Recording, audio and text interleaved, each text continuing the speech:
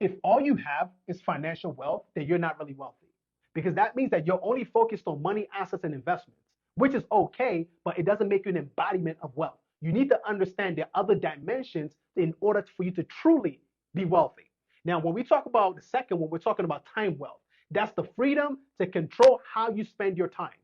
See, there are a lot of people who make a lot of money, but they don't have the time to enjoy the money because they have a high lifestyle that they've built for themselves. So they need to work hard, put in the time to make the money in order for them to maintain that lifestyle, but they're not truly enjoying that wealth.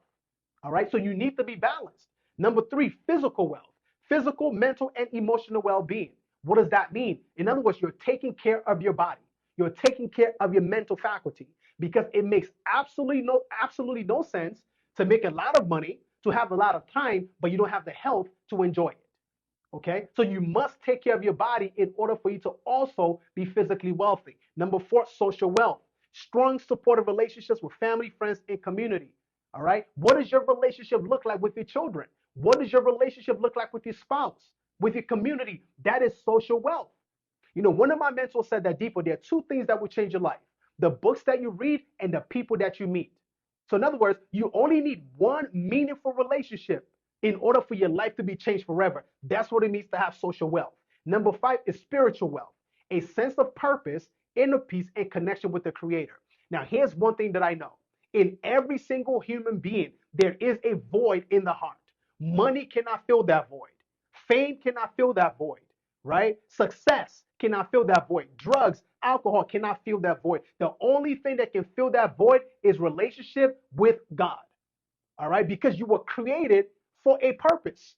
And he knows your purpose. And until you begin to fulfill purpose, you will always lack what we call inner peace.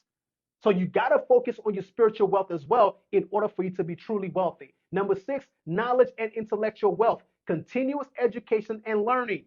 The more you learn, the more you earn. So you have to constantly evolve when it comes to what you're putting into your mind. The information that you knew years ago is no longer relevant today. Why? Because things are changing rapidly. All right.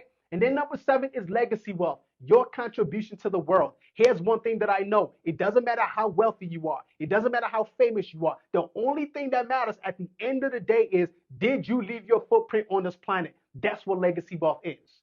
There are a lot of people who weren't financially wealthy before they left this planet. But guess what? They had legacy wealth.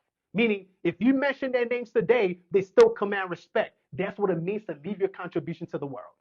So if you want to be an embodiment of wealth, you got to master the seven components or seven dimensions of wealth.